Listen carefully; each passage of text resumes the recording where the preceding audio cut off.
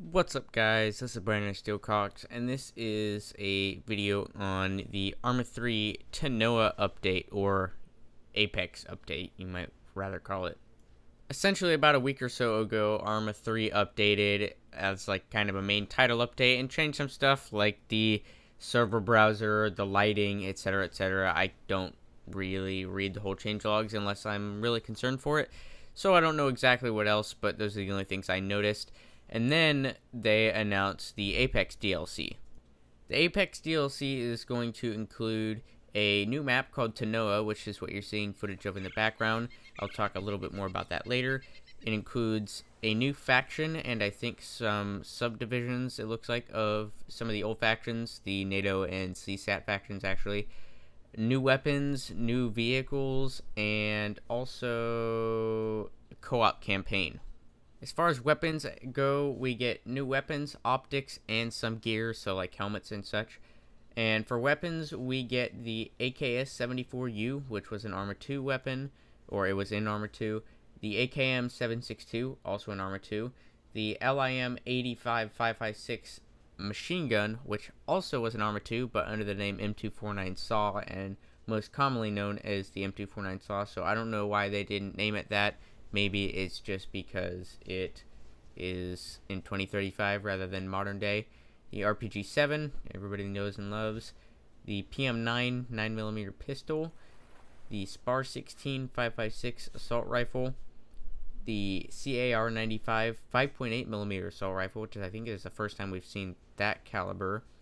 The Type 115 6.5. No, nothing new as far as the caliber. The CMR 76 6.5 marksman rifle, which is, I guess, maybe a counterpart to an MXM, which is already in the game. So the SPAR 17 7.62 marksman rifle, which seems maybe like an HK 417 HK 416 combo, but newly updated because they have the SPAR 16 as well, which is 5.56, so that would make sense. And then finally, the Protector 9mm submachine gun, also more commonly known as the MP5.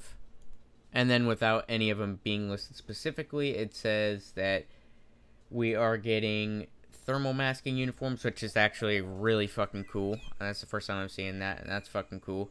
New headgear, new backpacks, hopefully backpacks that can carry fucking snipers and make Exile more fun to play, because, God, it sucks having to juggle weapons, but new night vision goggles and new weapon optics and apparently more, which probably means not very much more. As far as new vehicles go, we actually are seeing some new things here, which is nice, rather than some older things being added from ARMA 2 and updated to have new names and look a little bit more futuristic. Anyway, we have the V44 Blackfish VTOL, which is essentially an Osprey Gunner C-130 combination, it looks like. And then the Y32 Xian, I don't know how the fuck to say that. I'll put it on the screen probably. VTOL. It is, I don't know, it looks like a fucking Hind and Jet combined. I don't know. Hind combined rhymes. And then a Prowler LSV, which is a low speed vehicle, I suppose. An MQ-12 Falcon drone, which looks like a helicopter, but autonomous, I suppose. The KH-3A Fenghuang drone. Jesus Christ. Okay, the MB four-wheel drive off-road car, which is essentially a Jeep. That's pretty cool that we're seeing that, rather than having more knockoff-looking Land Rovers like Arma 2. Actually, that one looked good, but it was called the Handover. So, yeah, Rib Boat, that's back from Arma 2, even though they were technically already in the game, but with guns. The smaller Rib Boat is back at least. And finally, the Jet Ski, which is called a water scooter. And I guess some people call them, what's that fucking word?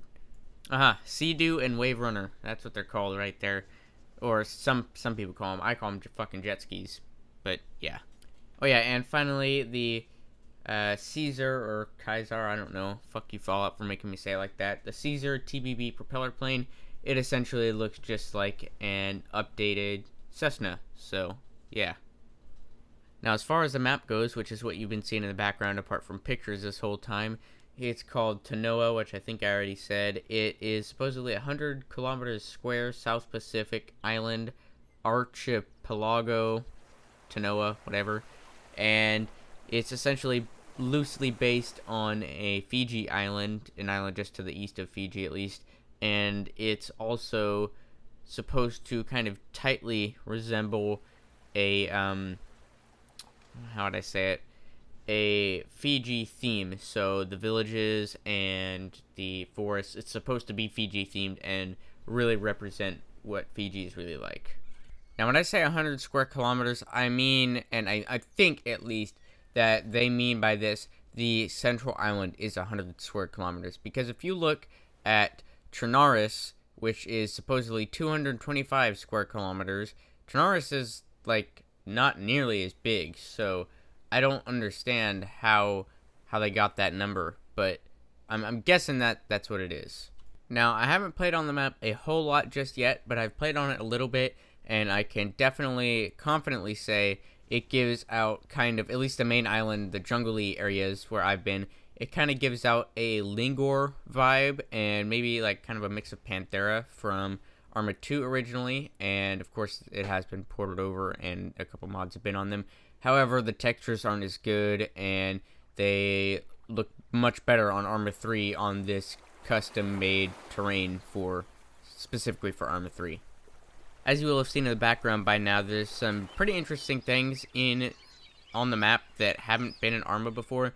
We have swamps, we have temples that you can actually enter. I heard somebody say that there were caves. I don't know if that's true or not. I know Essaker has done it, and that was a community-made map as far as I know. So, I mean, it's definitely possible and definitely probable, I'd say. And then you also have huge mines, huge mountains, and just crazy lush forests with bridges that go over different kind of rock formations and different land formations, I suppose. I don't know. It's really kind of hard to explain without showing it specifically, but you will see it in the background footage. And there's also what appears to be a miniature train track that runs around the map. Now, when I originally saw this, I thought that maybe it had something to do with a train being a low-speed vehicle, because one of the screenshots shows a train like that sitting on the tracks with its light on, but there's nothing listed about it in the actual vehicle list. So who knows, maybe that's part of the campaign. Speaking of the campaign, again, it includes a co-op campaign. It says 2 new endgame multiplayer scenarios and an endgame single-player showcase scenario on Tanoa. I don't know if that is the whole campaign or not. It's kind of vague what they list, so I'm not 100% sure. However, I'm kind of interested in this, actually, because ARMA campaigns in the past haven't really been that interesting to me. Mostly because it's, like, super milsimmy, I guess, and there's really no character to it at all, and it's kind of slow. So it just hasn't been really interesting to me. But maybe they changed that. Maybe it's different. I mean, maybe all of ARMA 3's campaign is different. I haven't actually played it, so I wouldn't know.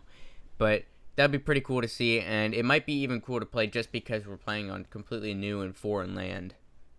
It does appear, however, that the new Syndicate faction is going to be the main bad guy in the campaign, and it's basically just a militia that's local to Tanoa, and judging by the weaponry that it lists out, which is AKs, RPGs, and 9mm pistols, it's calling it classic weaponry. I'd call it more of like something you'd see in third world countries such as Somalia, where you have like Somalian pirates, what's that movie, Captain Phillips? Yeah, I'm pretty sure that's the one.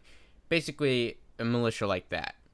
It also seems that the special forces from NATO and I think CSAT haven't really been revealed yet, but all they do is really just give some silhouettes of the new weapons and the characters. I mean, I don't really understand the point of that. Like, basically, what you're telling us is we're going to be using the new weapons, and we have basically like a fucking NATO Navy SEALs or some shit that goes on special missions. I don't fucking know, but that's what it sounds like. That's just about it, though. There's only a couple things left for additional content. That's just a selection of existing ARMA 3 weapons and vehicles repainted in a South Pacific camo pattern. I'm just reading this off the website, by the way, so if anybody's already read this and that sounds word for word, there you go. You get a soundtrack, 5 new Steam achievements. You can use Zeus, or you get a Zeus scenario in this. I've used Zeus like one time maybe, so yeah, you can change your character appearance to Tanoan in Chinese. I don't know what Chinese has to do with it. Maybe that's the CSAT faction or something along those lines. I don't actually know. So, yeah. And then, of course, since it's got completely new assets, you get basically editor assets that you can use in the editor, of course. And, yeah, like I already said, the new multiplayer scenarios and a single-player scenario. And it says new radio protocols, French, English, and Chinese. So, yeah, I mean, that's, I'm guessing the actual in-game radio, you know, like the annoying one that says fast when somebody in your gunner seat press Q or whatever. That's basically that as far as I know. So again, that's basically it right there. The only thing left to tell you is how much this bad boy costs, and holy fuck. Okay, so anybody remember how much Jay-Z Standalone cost when it first came out? Yeah, $35? That's how much it is. I know, it's pretty crazy, but you can get it for $28 now if you buy it right now. So that's what I did, because I'm pretty sure I was gonna buy it anyway. So might as well get it all, or get it at a little bit of a discount. Why not?